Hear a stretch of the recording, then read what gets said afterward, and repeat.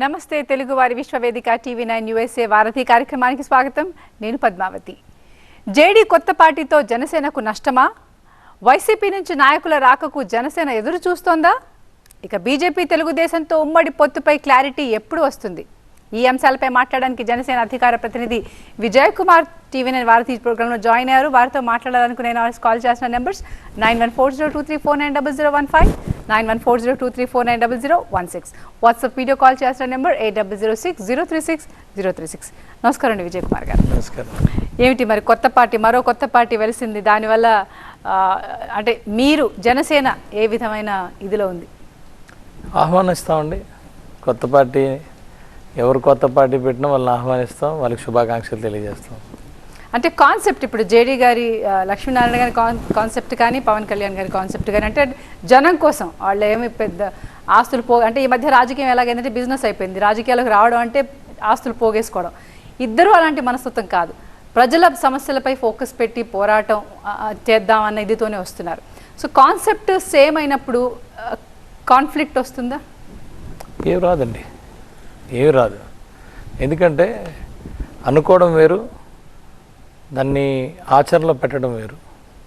ఆచరణలో పెట్టేటప్పుడు అనేకమైన ఇష్యూస్ వస్తాయి, అనేకమైన ఛాలెంజెస్ వస్తాయి. ఆ ఛాలెంజెస్ అన్నిటికీ నిలబడి చేయాల్సిన పరిస్థితి. ఇట్స్ టూ ఎర్లీ ఆయన జేడీ గారి పార్టీ కోసం కామెంట్ చేయడం అనేది. It's too early. It's wait and see whether మేమైతే మాత్రం ఆయనకి శుభాకాంక్షలు తెలియజేస్తున్నాం. డెఫినెట్గా పార్టీలు అనేది మంచి పార్టీలు అనేది రావాలి. వాళ్ళు బాగా ప్రజల కోసం పనిచేయాలి.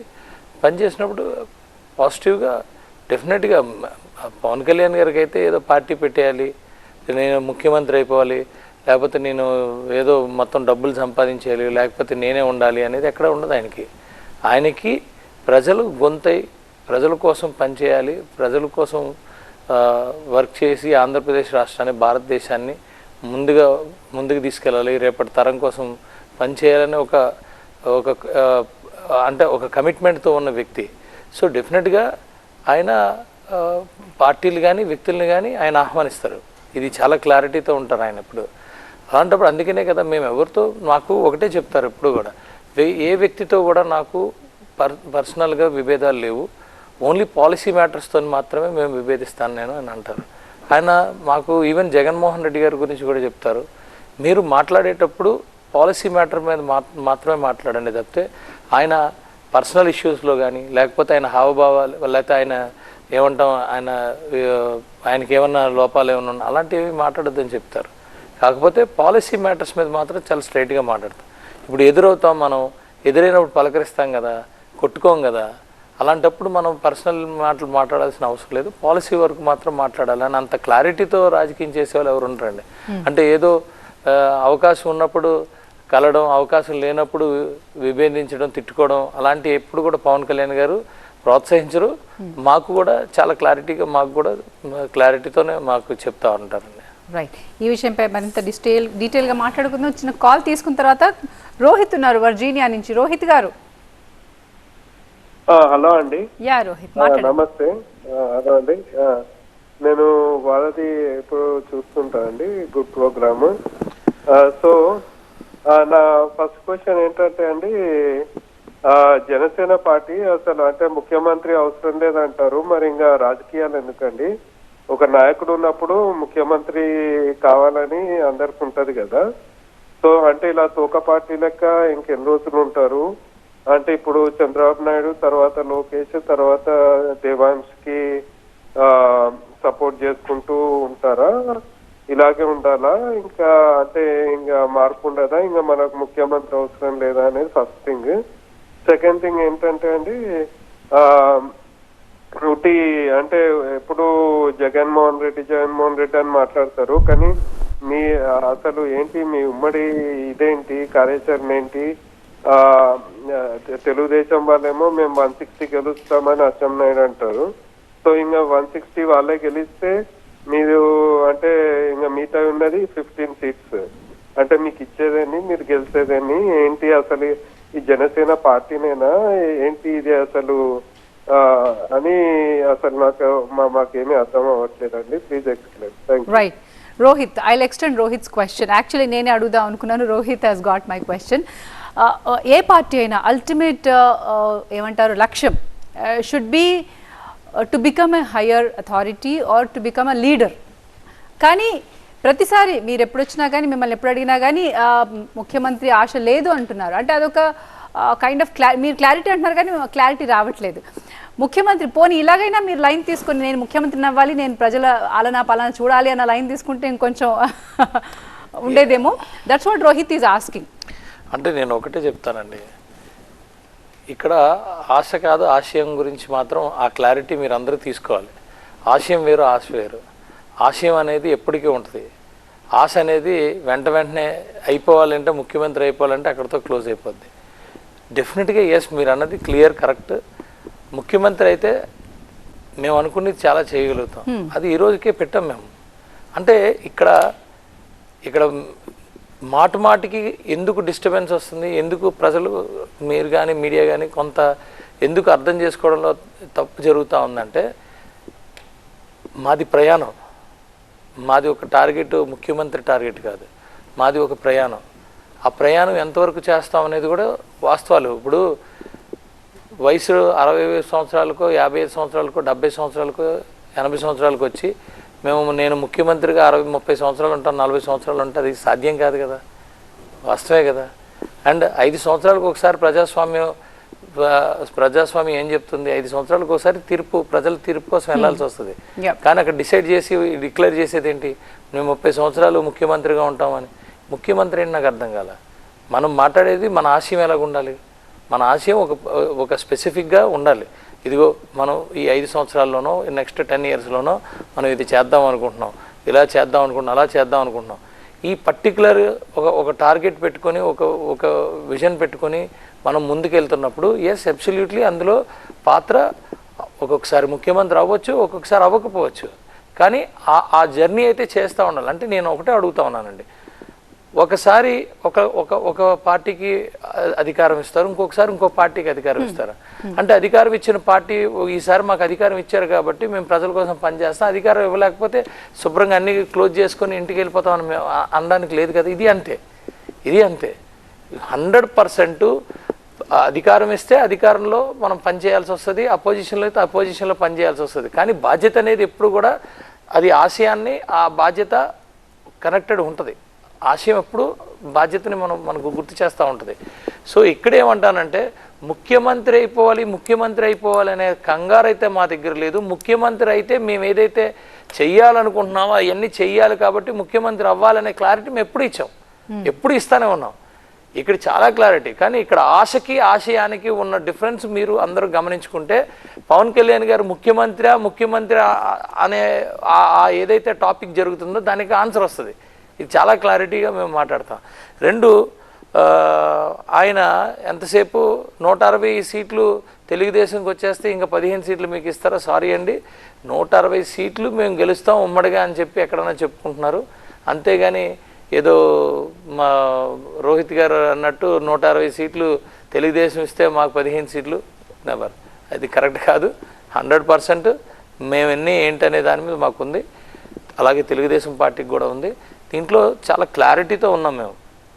మేమిద్దరం కలిసి ఈరోజు అలయన్స్గా వచ్చామంటే అది చాలా క్లారిటీగా ఒకరికొకరు రెస్పెక్ట్ ఇచ్చుకుంటూ ముందుకెళ్తున్నాం. ఏదో అక్కడక్కడ మాటలు దొర్లాయని చెప్పి అదే ఎండ్ అనుకోవడం అది కరెక్ట్ కాదు. Point number 1.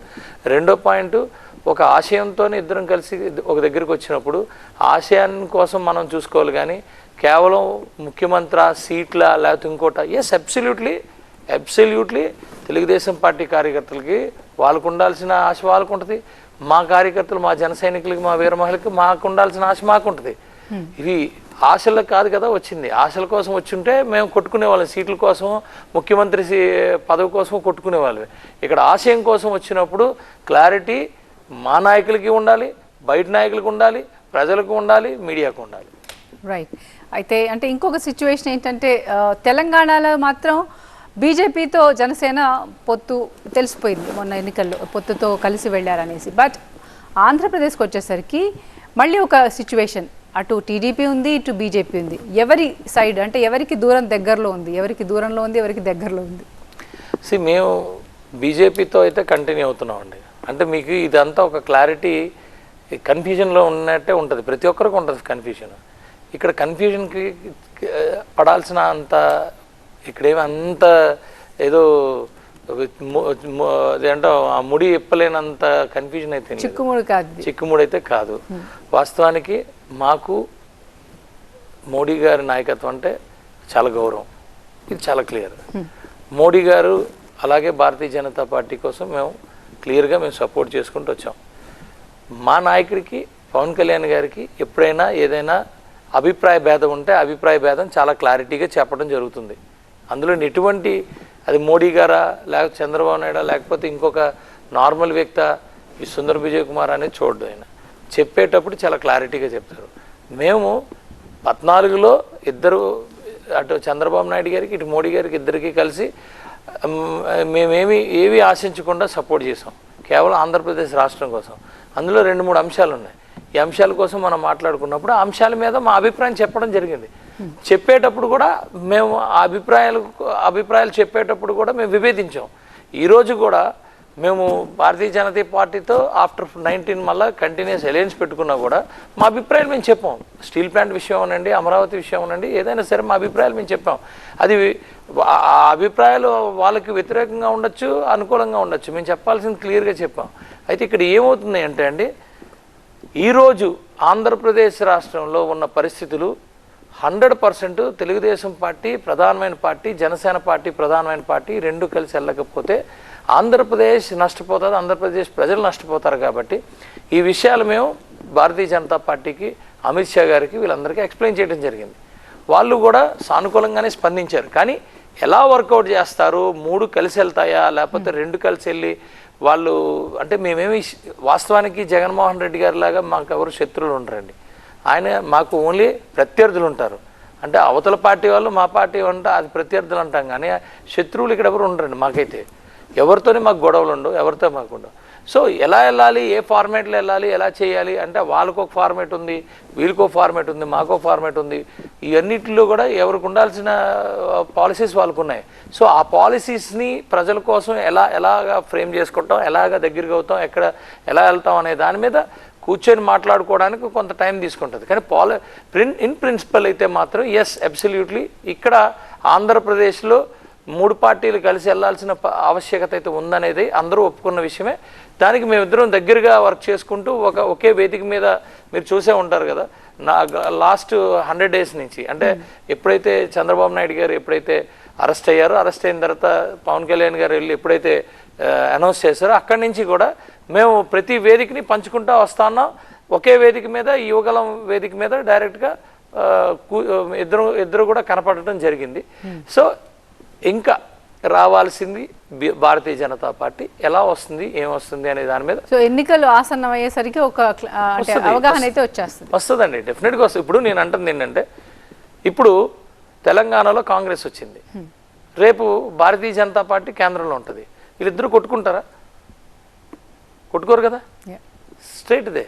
అంటే పార్టీల పరంగా కొట్టుకుంటారు, కానీ తెలంగాణ ప్రభుత్వం, భారతదేశ ప్రభుత్వం రెండు కూడా కలిసి పనిచేయాల్సిన బాధ్యత అయితే ఉంది కదా ప్రజల కోసం. ఇది సింపుల్ యాజ్ దట్. ఓకే, తెలంగాణలో ప్రజలు అంటే ఒక చేంజ్ని కోరుకున్నారు, మార్పు కైండ్ ఆఫ్, అదే వాళ్ళ నినాదమైంది కాంగ్రెస్. అంటే నేను అడిగేది ఆంధ్రప్రదేశ్ ప్రజల్లో అంటే అక్కడ సినారియో ఎలా ఉంది, వాళ్ళు కూడా మార్పు కోరుకునేదిగా ఉందా, పరిస్థితి ఎలా కనిపిస్తోంది అక్కడ గ్రౌండ్ రియాలిటీ? మార్పు తెలంగాణలో మార్పు కోరుకున్నారు, ఆంధ్రప్రదేశ్లో బతుకు కోరుకుంటున్నారు. ఓకే, ఇది డిఫరెన్స్, చాలా మందికి తెలియదు. అక్కడ కూడా మార్పు కాదండి, బ్రతుకు కోరుకుంటున్నారు. ఇది ఒక Janasena పార్టీయో Telugu Desam party opposition Bharatiya Janata party నుంచి వచ్చిన వాళ్ళం కాబట్టి మేము ఎవరో ఒకరు అపోజిషన్ పార్టీ నుంచి వచ్చి ఇలా మాట్లాడుతున్నాం అనేది కాదు. మీరు ప్రజలను ఎవరినైనా అడగండి, అక్కడ మా బ్రతుకేంట్రా, మా బ్రతుకు జీవుడా అనే పరిస్థితుల్లో ఆంధ్రప్రదేశ్ ఉంది కాబట్టి బ్రతుకు కోరుకుంటున్నారు. ఇక్కడ మార్పు కోరుకున్నారు కాబట్టి బ్రతుకు కోరుకునేవాడు రేపు 2024లో ఎలక్షన్ వచ్చేటప్పుడు అది ఏ రకంగా ఉంటుందో, మేము 160 సీట్లని తెలుగుదేశం చెప్పడం, మేము 150 సీట్లను 120 సీట్లను మేము చెప్పడం, భారతీయ జనతా పార్టీ ఏం కాదు. బ్రతుకు కోరుకునే ఆంధ్రప్రదేశ్ సగటు మానవుడు, సగటు ఓటరు రేపు ఎలా తీర్పిస్తారో దాని మీద మాకు కొంత అవగాహన ఉంది, మీడియాకు అవగాహన ఉంది, ప్రజలకు అవగాహన ఉంది. 100% ఆ తీర్పు చాలా చాలా భయంకరంగా వైఎస్ఆర్సీపీ పార్టీకి ఉండబోతుంది. అంటే బ్రతుకు అనేది ఒక 3 అక్షరాల పదమైనా కానీ అంటే నిజంగా అంత దుర్భర పరిస్థితులు ఉన్నాయా? ఉన్నాయి కదా మేడం. ఒక మాస్క్ అడిగితే ఈరోజు ఆయన భూమి మీద లేకపోతే అది ఎంతవరకు కరెక్ట్?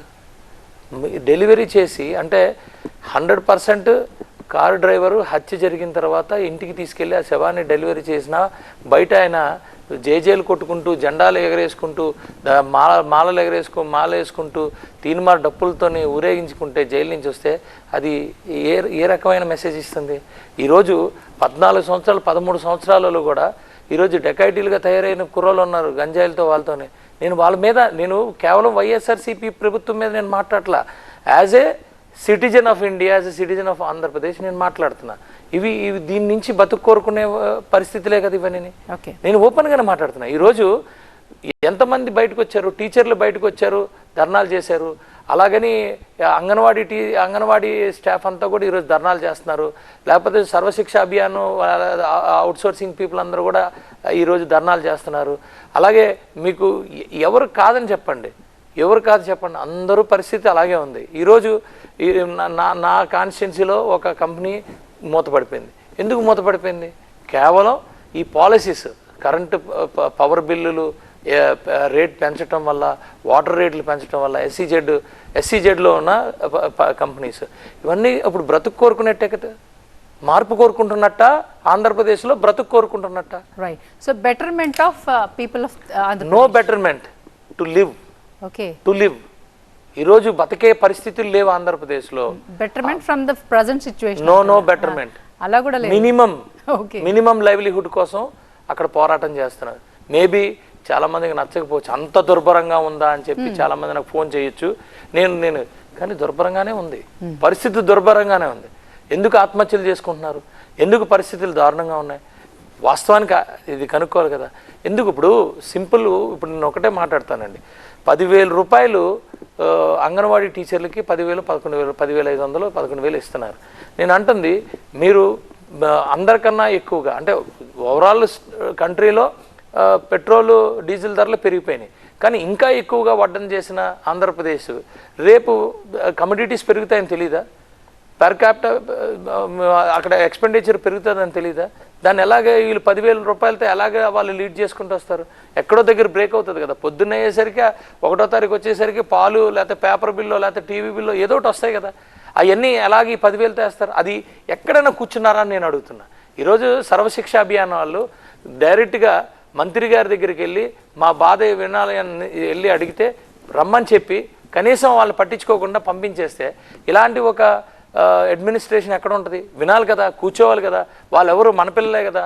మన అంటే ఒక నాయకుడు ఉన్నప్పుడు, ఒక ముఖ్యమంత్రి, ఒక మంత్రో లేకపోతే ఎమ్మెల్యే ఉన్నప్పుడు వాళ్ళు ప్రజలందరూ వాళ్ళ పిల్లలుగా చూసుకోవాలి కదా. మీ పిల్లోడు ఒకటి అడిగినప్పుడు నువ్వు పొమ్మని చెప్తే వాడి పరిస్థితి ఏమవుతుంది? మీరు ఆలోచించండి. వాళ్ళు కూర్చోబెట్టి మాట్లాడే పరిస్థితులు కూడా అక్కడ లేనప్పుడు బ్రతుకు కోరుకోకుండానా బెటర్మెంట్ కోరుకుంటారా మేడం? ఇది బ్రతుకే 100% బ్రతుకు కోరుకుంటున్నారు ఆంధ్రప్రదేశ్. రైట్. సో మీ నినాదం అదే కాబోతోంది. రైట్. అంటే ఒక కైండ్ ఆఫ్ అంటే జగన్ గారి ప్రభుత్వం అంటే నవరత్నాలని, లేకపోతే జగనన్న దీవెన, జగనన్న భరోసా ఇలాంటివన్నీ పథకాలు పెట్టినా కూడా people are not satisfied, or what do you say? ఒక ఇంట్లోని ఒక పెద్ద రోజు బిర్యానీ తినిపిస్తే ఒకరోజు కాకపోతే 2వ రోజన్నా ఇంటికి రెంటో, పెట్రోలు, మన బండికి పెట్రోలో, లేకపోతే మన పాలకి బిల్లో, లేకపోతే మెడికల్కి ఇదో ఇవ్వాలి కదా మేడం. ఇవ్వాలా లేదా? లేదా బస్కి బస్ పాస్కి డబ్బులు ఇవన్నీ ఇవ్వాలి కదా. పండుగ ఎంతసేపు రోజు బిర్యానీ పెట్టేస్తున్నాను కదా, నాకు చప్పట్లు కొట్టండి అంటే బిర్యానీ కూడా అజీర్తి చేస్తుంది, ఒక రోజు రోగం వస్తుంది. పరిస్థితి ఇదే. నేను అంటుంది అబ్సల్యూట్లీ బిర్యానీ తినాలి, తినకుండా ఉండకూడదు. అన్నం తినాలి, తినకుండా ఉండకూడదు. అట్ ది సేమ్ టైం మనం ఉంటున్న ఇంటికి రెంట్ కట్టాలా, లేకపోతే మనం ఉంటున్న ఇంటికి ట్యాక్స్ కట్టాలా, మనం రోజు బైక్ వెళ్తుంటే ఆ బైక్కి రిపేర్ చేయించుకోవాలా, అడ్మినిస్ట్రేషన్ ఉండాలా, ఎవ్రీథింగ్ ఉండాలి. అంటే నేను ఎగ్జాంపుల్ చెప్పాను. నేను మీకు ఊరికే ఒకటే మేము ఇస్తున్నానని చెప్పి అది కూడా ఎక్కడ ఇస్తున్నారు? ఇప్పుడు మీరు ఒకసారి ఆలోచించండి. ఎవరైతే ఈ ఎవరైనా ఉద్యోగం చేస్తున్నారు అనుకోండి, సపోజ్ ఈ సర్వశిక్ష అభియానో లేకపోతే వీళ్ళు ఉద్యోగం చేస్తున్నారు అనుకోండి, సింగిల్ ఉమెన్కి ఆ పెన్షన్ తీసేస్తున్నారు. వాళ్ళ ఇంట్లోనే ఒకరికి ఉద్యోగం ఉందంటే ఉన్న వాళ్ళకి పెన్షన్లు తీసేస్తున్నారు. ఎలా ఇస్తారండి? మా తమ్ముడికి నేనేమివ్వను, మా అన్నయ్యకి నేనేమివ్వను, నాది నాకే ఉంటుంది. నాకు ఉద్యోగం ఉందని చెప్పి మా తమ్ముడికి ఏదో రావాల్సింది తీసేస్తే దాన్ని సంక్షేమం అని ఎలాగంటాం? నీడీ పీపుల్కే కదా సంక్షేమం. ఆ నీడీ పీపుల్కి మీరు కామాలు, పుల్ స్టాప్లు, కారణాలు ఎత్తుక్కుంటూ కూర్చుంటే అది ఎంతవరకు కరెక్ట్? సంక్షేమం అంటే సంక్షేమం. ఇది ఈరోజు హ్యాండిక్యాప్స్ అందరికీ కూడా ఎవరైతే ఉన్నారో వాళ్ళందరికీ కూడా ఈరోజు పెన్షన్లన్నీ కట్ చేసి వివిధ రకాలైన కారణాలు చూపిస్తున్నారు. నేను అంటుంది ఏంటంటే, ఇఫ్ నీడ్ నిజమైన సంక్షేమం ఎక్కడ ఉంటుంది? నిజమైన అవసరం ఉన్నోడికి నిజమైన రియల్గా వాళ్ళకి గవర్నమెంట్ నుంచి సపోర్ట్ కావాల్సినోడికే కదా అవసరం ఉంటుంది. లేదు కేవలం ఓట్ల కోసం నా ఓట్లు నేను ఇచ్చేస్తున్నాను, మా పార్టీ వాళ్ళకి ఇచ్చేస్తున్నాను, మా పార్టీ వాళ్ళు ఏం చెప్తే వాళ్ళకి ఇచ్చేస్తున్నాను అంటే దాని సంక్షేమం ఎలా అంటాం? రైట్, మనం కాల్ తీసుకుందాం. Srikrishna from South Africa. Srikrishna గారు, హలో, నమస్తే అండి. నమస్తే విజయ్ కుమార్ గారు. నమస్తే అండి సార్, నై 3 క్వశ్చన్ సార్. నేను ఇక్కడ హార్డ్ కోర్ వైఎస్ఆర్పి ఫ్యాను ఇటు సైడ్ నుంచి. సో నా 3 క్వశ్చన్ సార్ నాది. ఫస్ట్ క్వశ్చన్ ఏంటంటే 2014 నుంచి 2019 వరకు మీ పార్టీ ఇలాగే ఇప్పుడు ఏదైతే రూలింగ్ పార్టీ జగన్ గారిలో ఉన్న ఏదైతే మీరు డ్రాబ్యాక్స్ ఏదైతే మీరు రైజ్ చేస్తున్నారో 2014 నుంచి 2019లో రూలింగ్ పార్టీలో మీకు ఏ డ్రాబ్యాక్స్ కనపడలేదా? ఆ 5 yearsలో టీడీపీ పార్టీలో ఏది మీరు రైజ్ ఎందుకు చేయలేదు ఫస్ట్ ఆ 5 yearsలో? నెక్స్ట్ ఇప్పుడు సెకండ్ ఏంటి అంటే, మీ లీడరు పవన్ కళ్యాణ్ గారు ఎన్ని మీటింగ్స్ పెడుతున్నా ఏ మీటింగ్లో కూడా ప్రజల యొక్క సమస్యలు ఎందుకు మాట్లాడతలేదు? గ్రౌండ్ రియాలిటీ, ఇప్పుడు మినిమం మీకున్న రియాలిటీ, ఇప్పుడు మీకున్న మినిమం మీ లెవెల్లో ఉన్న క్యాడర్కు ఉన్న అక్కడ సమస్యలు ఆయన తెలవదని నేను అనట్లేదు. బట్ ఇప్పుడు లాస్ట్ టైం జగన్ మీటింగ్ పెట్టినప్పుడు 133 మీటింగ్స్ పెట్టారు. విషయం ఏంటి అంటే వాళ్ళు ప్రజల సమస్య మీద ప్రతి ఊర్లో వెళ్ళి మాట్లాడాడు ఆయన, ప్రతి ఊర్లో. సో మీరు ప్రజల సమస్యల మీద ఎందుకు ఆయన ఒక్కసారి కూడా ఎత్తట్లేదు? ప్రజల సమస్యలు ఇన్డెప్త్గా ఏ ఊర్లో అయినా ఎందుకు ఎత్తట్లేదు? ఎత్తపోతే మీరు ఏ కాన్ఫిడెన్స్తో మీకు సీట్లు వస్తాయి అనుకుంటున్నారు? థర్డ్ది ఏంటి అంటే, ఓపెన్ మా వైపు ఉన్న టాక్ ఏంటి అంటే, ఇప్పుడు మీరు టీడీపీ పార్టీలోకి మీరు పొత్తు ఎందుకు పెట్టుకున్నారు? ఇప్పుడు 10 years రాబోయే 10 yearsలో కూడా ఉంది ఎందుకుంటున్నారు అంటే, పవన్ కళ్యాణ్ గారి దగ్గర ప్రాపర్ మనీ లేదు, ప్రాపర్ ఫండ్స్ లేదు. ఇంకా ఫ్యూచర్లో ఏంటి అంటే ఇది నడిపించడం చాలా కష్టం అనే దాంట్లో ముందుకు వెళ్తుందని. అందుకే ఇది ఏంటి అంటే ఆఫ్టర్ 5 years ఇది మర్జింగ్కి వెళ్ళిపోయింది టీడీపీతో పాటు. అందుకే అప్పుడు సర్ప్రైజ్ ఇవ్వకుండా ఇప్పటి నుంచే ప్రిపేర్ చేస్తున్నారని అనుకుంటున్నారు. ఇది ఎంతవరకు నిజం? ఇవ్వండి నా 3 questions. నమస్కారం అండి శ్రీకృష్ణ గారు. వెరీ గుడ్ అండి. ఫస్ట్ మిమ్మల్ని అప్రిషియేట్ చేయాలి. నేను వైఎస్ఆర్సీపీ పార్టీ అని చెప్పి మనకు మాట్లాడింది కానీ చాలామంది చెప్పకుండా మాట్లాడతారు. వెరీ గుడ్ అండి. నేను డెఫినెట్గా మీ 3 questions ఆన్సర్ చేస్తాను. 2014 to 2019 ఒకసారి మీరు ఏదన్నా వీడియోస్ మీరు తీసుకుంటే 100% మేము టీడీపీని ఎలా విమర్శించామో ఏం చేసామో అవసరమైతే TV9లో కూడా మీరు కావాలంటే చూడొచ్చు. మేము పాలసీ మ్యాటర్స్ మీద విమర్శిస్తాం. కానీ అప్పటికి ఇప్పటికున్న డిఫరెన్స్ ఏంటంటే, ఒక ఉద్దానం కోసం మేము ఒక లెటర్ రాస్తే దానికి స్పందించారు చంద్రబాబు నాయుడు గారు. అలాగే అనేక అమరావతి మీద మేము ఆయన దగ్గరికి వెళ్తే అందులోనే స్పందించారు చంద్రబాబు నాయుడు గారు. అలాగా ఈ టైంలో ఇప్పుడు కనీసం స్పందించట్లా. అసలు మమ్మల్ని ఒక శత్రువుల కింద చూస్తున్నారు. ప్రజల సమస్యల మీద అనేక సందర్భాల్లో మేము ముఖ్యమంత్రి గారి దృష్టికి తీసుకెళ్ళాం. అది ఒక డైరెక్ట్ లెటర్ల మీద కానీ లేకపోతే మీడియా కానీ సోషల్ మీడియా కానీ మేము డైరెక్ట్గా ఆయన దగ్గరికి తీసుకెళ్తే దాన్ని కనీసం పట్టించుకోకుండా ఏదో శత్రువు మాకు ఇచ్చినప్పుడు మేము వాళ్ళకి చేయాల్సిన అవసరం ఏముందని చెప్పి ఆ ధోరణితో ప్రవర్తించడం వల్ల ఇది ఇప్పుడు కనపడుతుంది, అప్పుడు కనపడలేదు. కాకపోతే అప్పుడు కూడా ప్రశ్నించాం. అప్పుడు కూడా అంటే ఒక అపోజిషన్ పార్టీలోనో లేకపోతే అలయన్స్లో ఉన్న పార్టీలోనో ఒక ముఖ్యమంత్రి కుర్చీలో ఉన్న వాళ్ళకి 100% వాళ్ళ దృష్టికి తీసుకెళ్లాల్సిన బాధ్యత పార్టీల మీద ఉంటుంది. ఆ టైంలో అలాగే ఆ టైంలోనే చేసాం, ఈ టైంలో కూడా చేసాం. కానీ డిఫరెన్స్ మాత్రం అది మీరు గమనించాలి.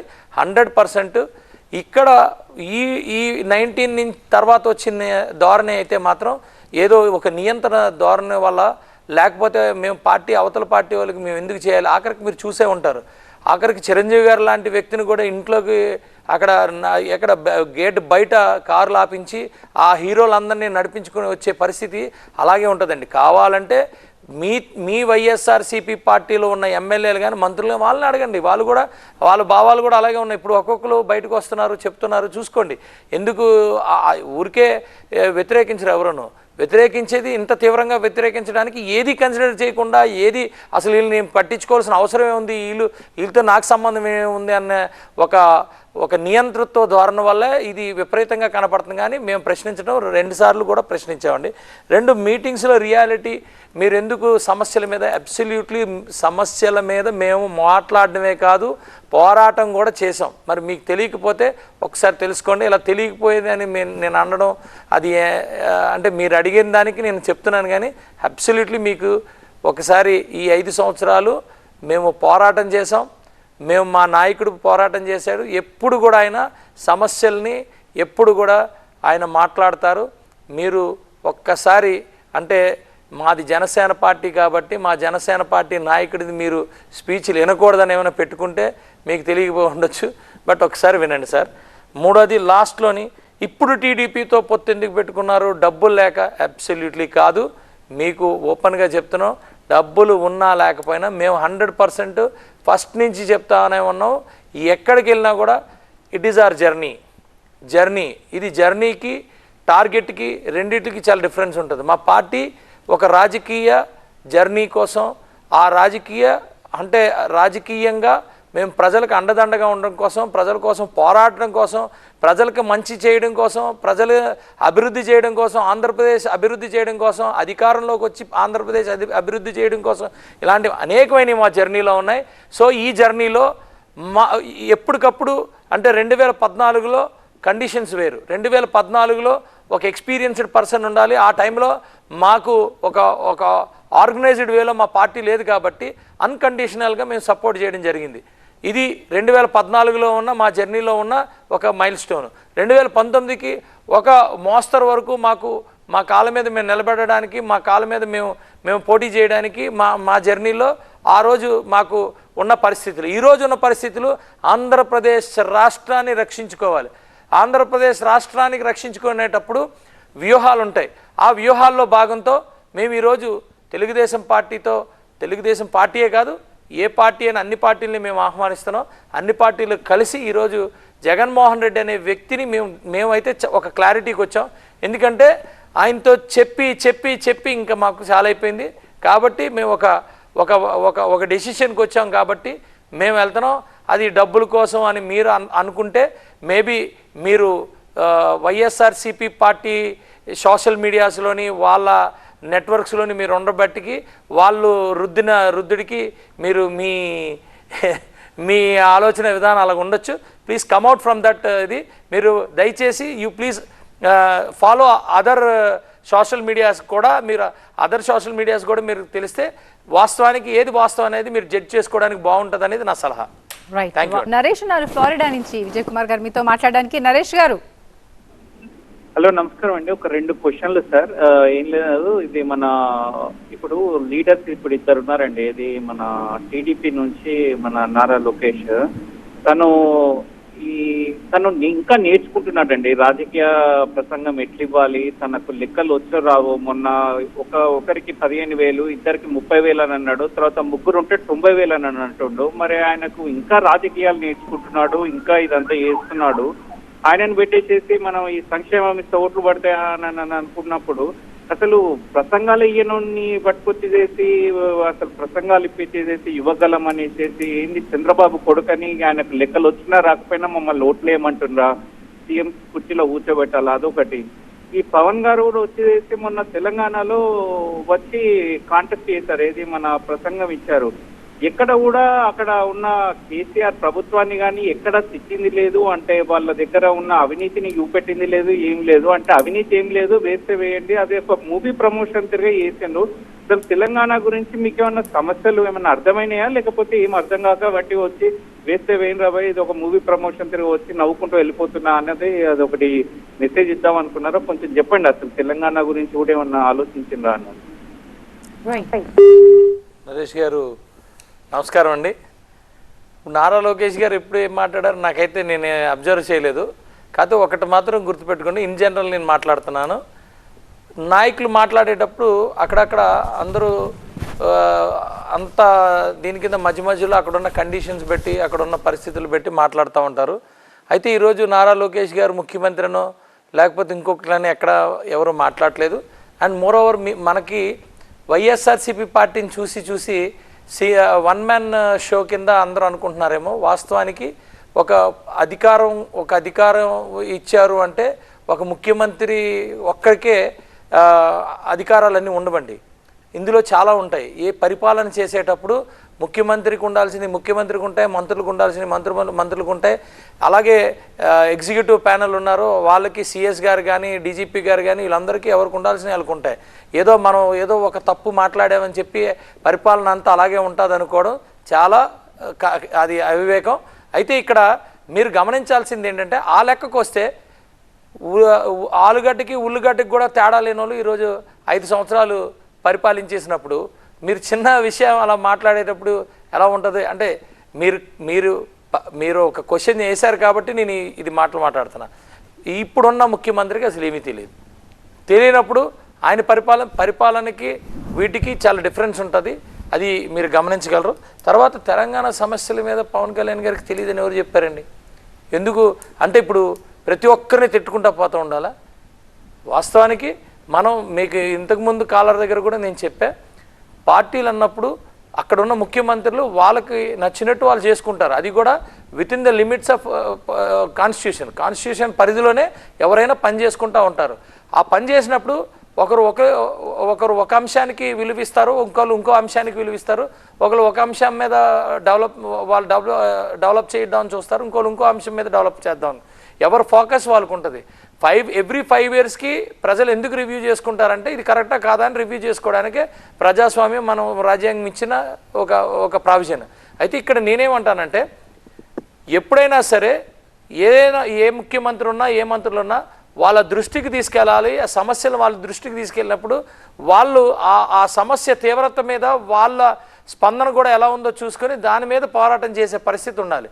ఇక్కడ జగన్మోహన్ రెడ్డి గారి పరిస్థితిని అక్కడ ఉన్న కేసీఆర్ గారు ఇంతకుముందు ఉన్న కేసీఆర్ గారి పరిస్థితిని రెండు కంపేర్ చేసుకుంటే అవి రెండు డిఫరెంట్గా ఉంటాయి. చంద్రబాబు నాయుడు గారు ముఖ్యమంత్రిగా ఉన్నప్పుడు అలాగే జగన్ గారు ముఖ్యమంత్రిగా ఉన్నప్పుడు కూడా చాలా డిఫరెంట్ చూసాం. ఎందుకు చూసామంటే ఎవరైనా వచ్చినప్పుడు నేను పట్టించుకొని నేను ఈ రోజు వరకు మీకు ఇంకొక విషయం మేము దృష్టికి తీసుకురావాలి.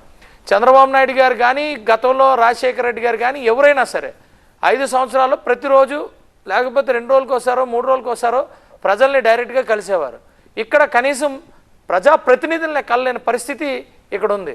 సో అందరూ సమానంగా ఉండరు. అందుకని ప్రతి ఒక్కరిని మేము ఇష్టానుసారంగా వాళ్ళని అనాల్సిన అవసరం మాకు ఉండదు. మాకు అక్కడ ఉన్న తీవ్రత మీద మాత్రమే మేము విమర్శిస్తాం, తీవ్రత మీద మాత్రమే స్పందిస్తాం. అక్కడ మాకు ఆ తీవ్రత మాకు అక్కడ కనపడలేకపోయి ఉండొచ్చు, కొన్ని విషయాల్లో మాకు కనపడింది మీకు కనపడకపోయి ఉండొచ్చు. అబ్సల్యూట్లీ మేమైతే హ్యాపీ. మేమంతా చాలా బాధ్యతాయుతంగా ప్రతి ఒక్క అంశం కూడా 2 తెలుగు రాష్ట్రాలే కాదు భారతదేశంలో ఉన్న అంశాల మీద కూడా మేము స్పందిస్తాం. రైట్. నిఖిల్ ఉన్నారు కెనడా నుంచి. నిఖిల్ గారు. నమస్కారం అండి. నిఖిల్ మాట్లాడండి. విజయ్ కుమార్ గారు నమస్కారం అండి. నమస్కారం. నేను మిమ్మల్ని ఒకటి అడుగుదాం అనుకుంటున్నా అండి. అసలు సరే అడిగి ఉంటారు ఆల్రెడీ ఇది, కానీ అయినా కానీ నేను అడుగుదాం అనుకుంటున్నాను. అసలు పొత్తు ఎందుకు పెట్టుకుందాం అనుకుంటున్నారు మీరు టీడీపీ తోటి? వాళ్ళ చరిత్ర మీకు తెలియదా? పోనీ పొత్తు పెట్టుకున్నా కానీ రేపటి నాడు గెలిచినా కానీ అలయన్స్ లో గెలిచినా కానీ జనసేన పాత్ర ఎంత ఉంటది? సరే గెలిచిన తర్వాత మీ జనసేన స్టేజ్ ఎక్కడ ఉంటదండి? అసలు పొత్తు ఎందుకు? ఇన్నాళ్ళు బాగానే ఉన్నారు కదండి, మళ్ళీ పోయి టీడీపీతో పొత్తు పెట్టుకోవడం అవసరం ఏముందండి? ఒక కార్యకర్తగా మీరు సలహాలు ఇయ్యరా అండి? అసలు ఎవరికి మీరు మీ పార్టీలో సలహాలు ఇవ్వరా అండి? అసలు టీడీపీతో పొత్తు ఏందండి? బీజేపీతో పొత్తు అంటారు, ఇటు టీడీపీతో పొత్తు అంటారు, మళ్ళీ తీసుకెళ్లి మళ్ళీ మీరు వైసీపీకి అంటగడదామని చూస్తున్నారు, అధికారం ఇద్దామని చూస్తున్నారు. అసలు మీరు ఇండివిజువల్ గా నిలబడండి, 175 స్థానాల్లో నిలబడండి. ఎందుకు ఈ పొత్తు వల్ల మీరు ఇంకా అణచివేత? ఇంకెన్నాళ్ళు ఒక రైట్ డెసిషన్ తీసుకోండి, ఒక రైట్ స్టాండ్ తీసుకోండి. మరి ఇన్ని రోజులు వెనకలుండి నడిపించిన ఈ జనాలు ఉన్నారు, వాళ్ళు కొన్ని ఆశలు పెట్టుకున్నారు. మళ్ళీ మళ్ళీ ఎన్నిసార్లు తగ్గుతారు? 2014 నుంచి తగ్గుతూనే ఉన్నారు. ఒకసారన్నా ఆలోచించండి. మీరు కార్యకర్తలందరూ కలిసి ఒకసారి సలహాలు ఇవ్వడానికి ట్రై చేయండి. దయచేసి పొత్తు వద్దండి, అవసరం లేదు. ఇంకా మీకు వాళ్ళ టీడీపీ చరిత్ర తెలియంది కాదు, ఏమీ కాదు. గెలిచిన తర్వాత మిమ్మల్ని ఎక్కడో పెడతారు, అదైతే ఖచ్చితం. అది మీకు ఎందుకు అర్థం కావట్లేదు, మాకైతే అర్థం కావట్లేదు జనసేన కార్యకర్తగా. ప్లీజ్ అండి, ఇది నేను అడగాలనుకుంటుంది. కొంచెం ఆలోచించండి. మీరు సలహాలు ఏమైనా ఉంటే ఇవ్వండి. మీ రైట్ నిఖిల్ గారు, ఫస్ట్ ఆఫ్ ఆల్ మీ కన్సర్న్కి డెఫినెట్గా మేము మీ కన్సర్న్కి మేము విలువిస్తాం, రెస్పెక్ట్ ఇస్తున్నాం మీకు, మీ అభిప్రాయానికి. అయితే ఇక్కడ మీకే కాదు చాలామందికి క్లారిటీ ఇవ్వాలి. గతంలో 2019లో 52-53% వైఎస్ఆర్సీపీకి వస్తే 40 చేంజ్ టీడీపీకి వస్తే మనకొచ్చి 6-7%, మనకొచ్చి 1.5 అలా బీజేపీకి వచ్చి ఇలా షేరింగ్ అయిందండి. మొత్తం అంతా టోటల్గా వచ్చిన ఓట్స్ ఇవని.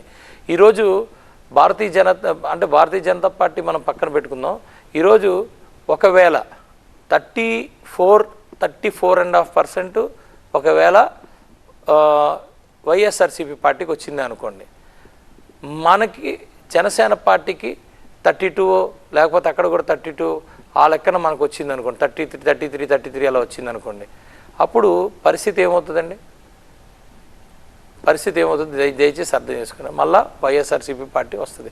ఆ 1% 0.5. ఎందుకంటే 2014లో కూడా టీడీపీ గెలిచింది కూడా జస్ట్ 1.5%, 2% దీంట్లోనే టీడీపీ కూడా ప్రభుత్వాన్ని ఏర్పాటు చేసింది. ఇది వాస్తవానికి పొత్తు మన గురించి మనం చూసుకోవటం అనేది రాజకీయ పార్టీలు అంటే స్వార్థం ఉన్న పార్టీలు చూసుకుంటాయి. ప్రజల కోసం చూసుకునే పార్టీలే జనసేన పార్టీ, ప్రజల భవిష్యత్తు కోసం చూసుకునే పార్టీయే జనసేన పార్టీ. మనకేమన్నా అంటే సరదా అండి వాళ్ళతో వీళ్ళతో వెళ్ళడానికి? 100% బాధ్యతగా ఉండేటప్పుడు పొత్తులు రాజకీయ ప్రయాణంలో పొత్తులు అనేవి సర్వసాధారణం. అవి పెట్టుకోవాల్సిన టైంలో పెట్టుకోవాల్సిన పరిస్థితులు వస్తాయి. మీకు గుర్తుందో లేదో, ఇంత పెద్ద టీఆర్ఎస్ పార్టీయే అనేక సార్లు పొత్తులు పెట్టుకొని ఈ స్టేజ్కి వచ్చింది. అలాగే తెలుగుదేశం పార్టీ 40 సంవత్సరాల పాటు పొత్తులు పెట్టుకునే ఉంది. అలాగే భారతీయ జనతా పార్టీ ఈ స్టేజ్కి వచ్చిందంటే పొత్తులు పెట్టుకుని ఉంది. ఈ రోజుకి కాంగ్రెస్ పొత్తులు పెట్టుకుంటా ఉంది. పొత్తులు అనేది it's part and partial of the journey. మీరు దానికి కొంచెం మీరు అర్థం చేసుకోండి, జన సైనికులందరూ అర్థం చేసుకోండి. ఇది మా రిక్వెస్ట్. ఎందుకంటే మీ అభిప్రాయాలు 100% దానికి పూర్తి గౌరవం ఇస్తాం. మీ అభిప్రాయాలను మేము ఎక్కడ కూడా తోసిపుచ్చాం. కానీ పొత్తులు అనే దానికోసం కొంచెం అర్థం చేసుకోండి. We should stand for the people. మనం ప్రజల కోసం ఈరోజు ఉన్న పరిస్థితుల్లో ప్రజల కోసం నిలబడే పరిస్థితి ఉంది. అయితే ఇంకోటి, వాళ్ళు రేపొద్దున్న తెలుగుదేశం పార్టీ మనం ఎక్కడుంటాం? అబ్సల్యూట్లీ మనం ఒక గౌరవమైన, నేను ఈరోజు చెప్తున్నా, బల్లగుద్ది చెప్తున్నా, పవన్ కళ్యాణ్ గారు అనే వ్యక్తి 100% మనల్ని కానీ ఆయన్ని కానీ పార్టీని కానీ ప్రజలు కానీ గౌరవంగా ఉండే ఒక పరిస్థితుల్లోనే ఉంచుతారు. అది నేను బల్లగుద్ది చెప్పగలను. గౌరవంగా ఉంటాం, మన గౌరవం ఎక్కడ కూడా తగ్గకుండా ఉంచుతాం. అదే రీతిలో ఈరోజు నేను తెలుగుదేశం పార్టీని కూడా చూస్తున్నాను. అదే రెస్పెక్ట్ వాళ్ళు కంటిన్యూ చేస్తూనే ఉన్నారు ఇప్పటి వరకు. నాకు తెలిసినంత వరకు మనం పొత్తు అనేది రెస్పెక్ట్ ఉన్నంత వరకు కూడా కంటిన్యూ అవుతుంది. ప్రజల కోసం రెండు పార్టీలు కూడా, నేనైతే ప్రజల కోసం ఇద్దరు కూడా ఒకరినొకరిని రెస్పెక్ట్ ఇచ్చుకుంటూ, ఆధిపత్యం అనేది ఎక్కడ నాకు కనపడలా, రెస్పెక్ట్ ఇచ్చుకుంటూ ముందుకెళ్తుంది అనేది నేను ఆశిస్తున్నాను. అలాగే ఉంటుంది. ఎందుకంటే ఇక్కడ ఉండింది పవన్ కళ్యాణ్ గారు, ఎప్పుడు కూడా ఆయన గౌరవం ఇస్తారు, గౌరవం తీసుకుంటారు. రైట్. ఇక అంటే రాజకీయాల్లో ఎన్నికలు వస్తూ ఉంటే అంటే పరిణామాలు చేంజ్ అవుతూ ఉంటాయి. సో చేరికలు అన్న పదం కూడా చాలా ట్రెండింగ్గా మారింది. అంటే ఈ పార్టీలోంచి ఆ పార్టీ ఈ మధ్యనే చూస్తున్నాం, ఈ దశాబ్ద కాలం నుంచే చూస్తున్నాం. సో అలాంటి ఒక సిచ్యువేషన్, అంటే జనసేన ఏమైనా ఎదురు చూస్తోందా? వైసీపీ నుంచి కూడా వచ్చి చేరుతారు పార్టీలోకి? అంటే అనేక మంది జనసేనకి రావడానికి అనేక మంది వచ్చారండి. మేము రివ్యూ చేసుకుంటాం క్యాండిడేట్స్ని. క్యాండిడేట్ రివ్యూ చేసుకున్నప్పుడు క్యాండిడేట్స్ నిజంగా అవకాశం కోసం వచ్చారా, అవసరాల కోసం వచ్చారా, పరివర్తన చెంది వచ్చారా, లేకపోతే అవన్నీ కూడా మేము ఒకసారి రివ్యూ చేసుకున్న తర్వాత అబ్సల్యూట్లీ, ఇప్పుడు అందరూ మంచి వాళ్ళు అయితే దొరకరండి. కానీ అక్కడున్న పరిస్థితుల ప్రభావంతో వాళ్ళు ఏమన్నా చిన్న చితక ఎక్కడన్నా తప్పులు చేసినా దాన్ని సరిదిద్దుకుని మళ్ళా ప్రజాక్షేత్రంలో ముందుకెళ్లే పరిస్థితి ఉన్నప్పుడు డెఫినెట్గా ఆహ్వానిస్తాం. ఈరోజు వైఎస్ఆర్సీపీ పార్టీలో ఉన్న వాళ్ళందరూ నాయకులందరూ కూడా చెడ్డోళ్ళనో లేకపోతే అవినీతి పరులనో మేము ఎప్పుడు ఎక్కడ కూడా డిక్లేర్ చేసి చెప్పలేదు, ఎక్కడ కూడా మేము కామెంట్ చేయలేదు. అందులో కూడా మా నాయకులు ఉన్నారు. ఎందుకంటే కాంగ్రెస్ ఎప్పుడైతే భూస్థాపితమైందో ఆ కాంగ్రెస్లో ఉండే వాళ్ళు ఒక వర్గం, ఆ కాంగ్రెస్లో ఉండే వాళ్ళందరూ వాళ్ళ ప్రజల కోసం వాళ్ళ కోసం ఒక పార్టీలోకి రావడం జరిగింది. అది వైఎస్ఆర్సీపీ పార్టీ. అలా వైఎస్ఆర్సీపీ పార్టీ లబ్ధి పొందింది. కానీ ఈ 5 సంవత్సరాలు ఎవరైనా సరే ప్రజల కోసం పోరాటం చేయాలి, ప్రజల కోసం నిలబడాలి. మీరు చూస్తూనే ఉన్నారు చాలామంది సర్పంచులు, వాస్తవానికి సర్పంచులు, ఎంపీటీసీలు, లాక్ బాడీ అన్నీ కూడా వైఎస్ఆర్సీపీకి వచ్చినాయి. వాళ్ళందరూ ఈరోజు రోడ్లు ఎక్కారు. మేము ఏమి చేయలేకపోతున్నాం, మేము ప్రజల కోసం ఏమీ చేయలేకపోతున్నాం అనే తపన వాళ్ళలో ఉంది. అలాంటి వాళ్ళని డెఫినెట్గా మేము ఆహ్వానించాలి. ఎందుకంటే ప్రజల కోసం తపన పడే వాళ్ళందరినీ అంటే నిజంగానే అటు నుంచి వచ్చే ఆ సమాచారం ఉందా మీ దగ్గర అంటున్నాను. బోల్డ్ మంది ఉన్నారు జనాలు జనసేన వైపు చూస్తున్నారు. డెఫినెట్గా ఉన్నారండి. మరి ఇప్పుడు నేను కూడా జనసేన పార్టీలో ఒక ముఖ్య పాత్రే కదా తీసుకున్నాను. నాతోనే బోల్డ్ మంది కలిసి ఉన్నారు. మీరు డెఫినెట్గా చూద్దరు. కానీ ఈ నెక్స్ట్ 1 monthలో మీకు విపరీతమైన వస్తారు. ఎందుకంటే అంత నియంతృత్వం ఉన్న ఆ పార్టీలో, వైఎస్ఆర్సీపీ పార్టీలో కూడా గొంతెత్తిన వాళ్ళు చాలామంది ఉన్నారు. వాళ్ళు అక్కడ నచ్చలేదు. వాస్తవానికి అంత గొంతెత్తాల్సిన అవసరంలే. అభిప్రాయాలు చెప్పడానికి ఒక వేదిక కావాలి ప్రతి పార్టీలో. మాకు కూడా ఆ వేదిక ఉంది ఆ పార్టీలో, అలాగే తెలుగుదేశానికి కూడా ఉంది. అభిప్రాయం కూడా చెప్పలేని ఒక దౌర్భాగ్యమైన పరిస్థితిలో ఒక పార్టీలో ఉన్నప్పుడు మనం మన ప్రజలకి, మనల్ని నమ్ముకున్న ప్రజలకి మనం వాళ్ళ ప్రతినిధులని చెప్పి మనల్ని అసెంబ్లీకి పంపిస్తే మనం ఏం సాధిస్తాం అనేది అభిప్రాయం చెప్పడానికే మనకు లేనప్పుడు ఏం సాధిస్తాం? అలాంటి వాళ్ళు అనేక సందర్భాల్లో వాళ్ళు బయటికి వాళ్ళు వ్యక్తపరిచిన వాళ్ళు ఎస్ వీళ్ళకి రియల్ కన్సర్న్ ఉంది, వీళ్ళు ప్రజల కోసం పనిచేద్దాం అనుకున్నారు. రాంగ్ ప్లేస్లో ఉన్నారు. వాళ్ళు రాంగ్ ప్లేస్లో ఉన్న వాళ్ళు ఒక రైట్ ప్లేస్ అయిన జనసేన పార్టీ డెఫినెట్గా ఆదరిస్తుంది, డెఫినెట్గా తీసుకుంటాం. రైట్. అంటే థాట్ ప్రాసెస్ లైక్ మైండెడ్ ఉంటే తప్పకుండా. ఓకే. అండ్ బాగా నానుతున్నా లేకపోతే వెనకబెట్టిన అంటే రాజధాని విషయం సంబంధించి ఎలాంటి స్టాండ్ తీసుకుంటోంది జనసేన? రాజధాని అనేది అసెంబ్లీలో డిసైడ్ చేశారు.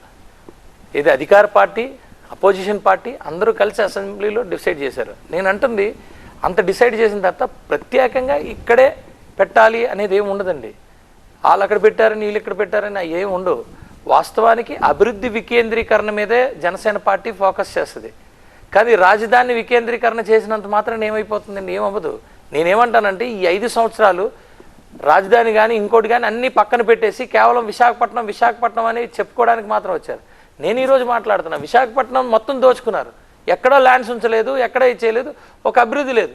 ఒకే ఒక్క రోడ్డు వేశారు. ఆ రోడ్డు కూడా వాళ్ళ పార్టీ ఆఫీసు కానీ లేకపోతే విజయసాయి రెడ్డి కొనుక్కున్న ఇల్లు కానీ లేకపోతే అక్కడ వైఎస్ఆర్సీపీ నాయకులు ఉన్న ఒక ప్రాంతానికి రోడ్డు వేశారు. అలాగే ఎంవివి సత్యనారాయణ ఎక్కడైతే ప్రాజెక్ట్స్ చేస్తున్నాడో వాళ్ళకి మాత్రమే రోడ్లు వేసుకున్నారు. ఇది ఎక్కడి వరకు విశాఖపట్నాన్ని ఎక్కడి వరకు అభివృద్ధి? నిజంగా మీరు చేయాలనుకున్నప్పుడు డెవలప్ చేయాల్సిందే కదా. వాస్తవానికి 2019 ముందు ఐటీ కంపెనీలు ఉన్న అనేకమైన ఐటీ కంపెనీలు అన్నీ కూడా ఆ రోజు ఖాళీ చేయించేశారు. ఖాళీ చేయించిన వాళ్ళు మళ్ళా పెట్టాలి కదా. ఐటీ మినిస్టరే విశాఖపట్నంలో ఉన్న ఐటీ మినిస్టర్ ఈ రోజుకి కూడా మాట్లాడే పరిస్థితి లేదు. నేనంటుంది ఏంటంటే కేవలం మాటల వరకు మాత్రమే మాట్లాడి ఒక 2-3 ప్రాంత విభేదాలు సృష్టించి ఈ చేసిన కార్యక్రమమే. మేమైతే స్టాండ్ క్లియర్ తీసుకున్నాం. అమరావతి రాజధాని అభివృద్ధి వికేంద్రీకరణ చేస్తాం. ప్రతి దగ్గర ప్రతి ప్రాంతానికి కూడా వాళ్ళ స్థితిగతుల్ని పెంచడం కోసం వాళ్ళకి ఫెసిలిటీస్ కానీ లేకపోతే వాళ్ళకి ఆపర్చునిటీస్ కానీ ఇవన్నిటిని కూడా మేము పెంచుకుంటూ వెళ్ళే బాధ్యత మాకుంది. ప్రతి ప్రాంతానికి కూడా రోడ్ మ్యాప్ ఉండాలి, అభివృద్ధి రోడ్ మ్యాప్ ఉండాలి. సో ఆ రోడ్ మ్యాప్ని మేము 100% వచ్చిన 1 month 100 daysలోనే రోడ్ మ్యాప్ ఇవ్వడమే కాదు, దాని మీద మేము వర్కౌట్ చేసి దాన్ని 100% సాధిస్తాం. రైట్.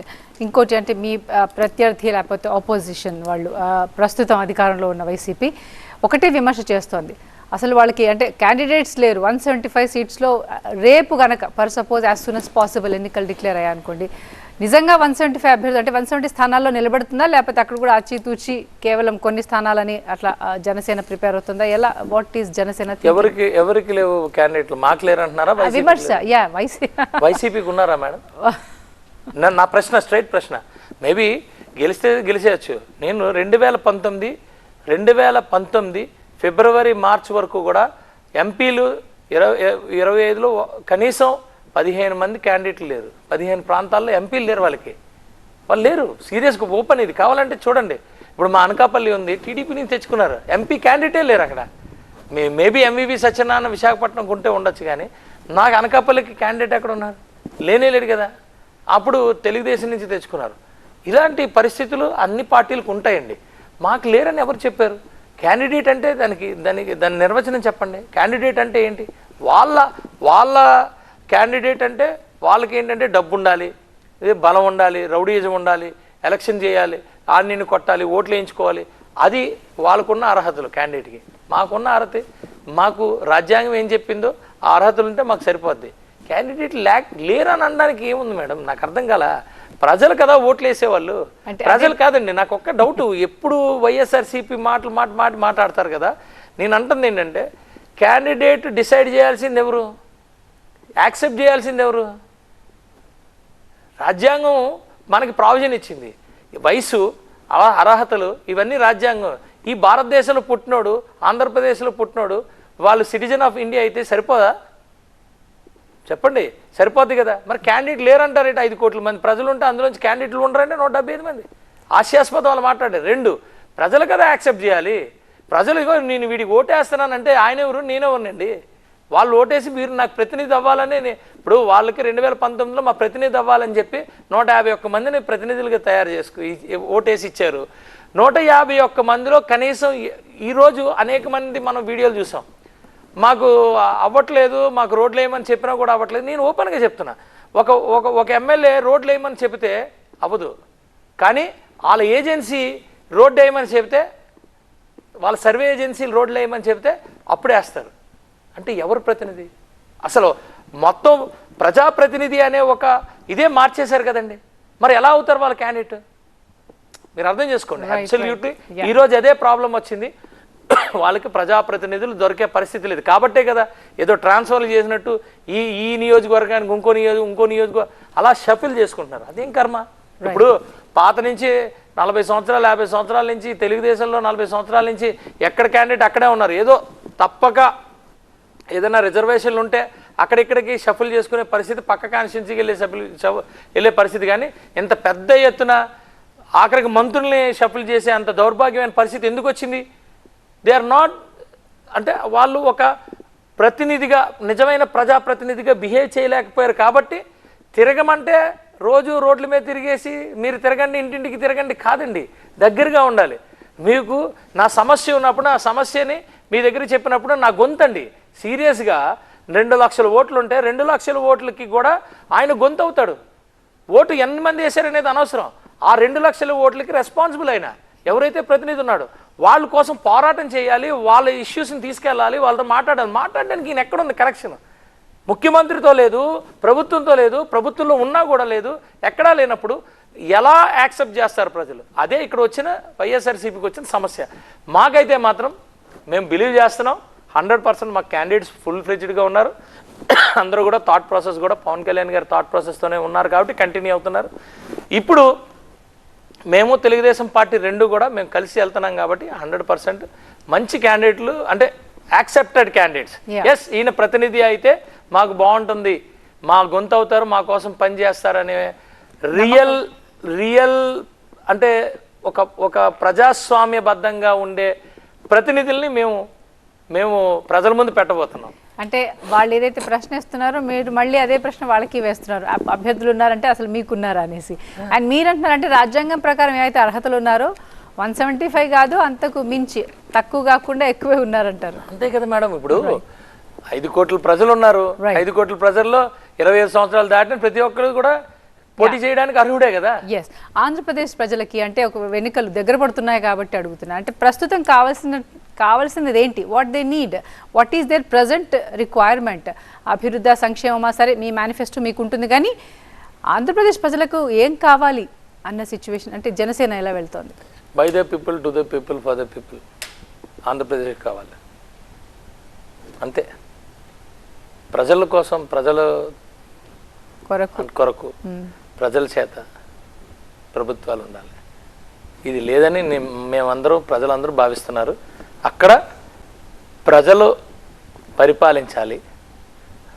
ప్రజలు ఏమనుకుంటారు అంటే రాజ్యాంగం ఏం చెప్పిందో, ప్రజాస్వామ్యం ఏం చెప్తుందో అది అక్కడ జరగట్లా. వాస్తవం ఇది. అది కావాలి. అది ఉన్నప్పుడు అన్ని సమస్యలు, ఆంధ్రప్రదేశ్కు ఉన్న సమస్యలన్నీ తీరిపోతాయి. దానికోసమే ఈరోజు ఆంధ్రప్రదేశ్ చూస్తుంది. అందుకే అంటున్నా, ఇప్పుడు ఏదైనా సరే చట్టం ఉంటుంది, న్యాయం ఉంటుంది, అన్నీ ఉంటాయి. దాన్ని ఎక్కడున్న స్లాట్ అక్కడ ఉండి ప్రాపర్గా వెళ్ళిపోతే హ్యాపీగా ఉంటాం. మాకేమి పెద్దగా ఆశలు లేవనే పరిస్థితులు ఈరోజు ఉన్నారు. ఎందుకంటే చెప్పుకోవడానికి దిక్కు లేకుండా ఉన్న పరిస్థితి మేము కాదు, మా అపోజిషన్లే కాదు, ప్రజలే కాదు, ఆఖరికి వాళ్ళ నాయకులే, సర్పంచ్లే, ప్రజాప్రతినిధులే ఆ దౌర్భాగ్యమైన పరిస్థితులు ఆంధ్రప్రదేశ్లో ఉన్నప్పుడు ప్రజలతో ఎన్నుకోబడ్డ ప్రతినిధులు పరిపాలన చేయాలని వాళ్ళు కోరుకుంటున్నారు ఆంధ్రప్రదేశ్లో. రైట్.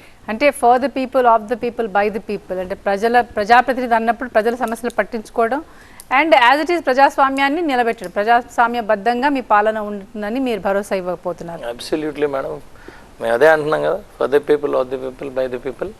అబ్సల్యూట్లీ మాకు ఆ నినాదం రాజ్యాంగం ఇచ్చింది, ఆ నినాదం ప్రజాస్వామ్యం ఇచ్చింది. ఈరోజు ఆంధ్రప్రదేశ్కి ఆ నినాదమే కావాలి. Right. Thank you very much అండి. అంటే ఒకటైతే క్లారిటీ వచ్చేసింది, అంటే ప్రజల కోసం పోరాడే అండ్ ముందుకొచ్చే పార్టీగా జనసేన ఎన్నికల్లోకి పోతుందని. Thank you very much for your valuable time Vijay Kumar గారు. ఇది ఈరోజు వారధి. చూస్తూనే ఉండండి TV9.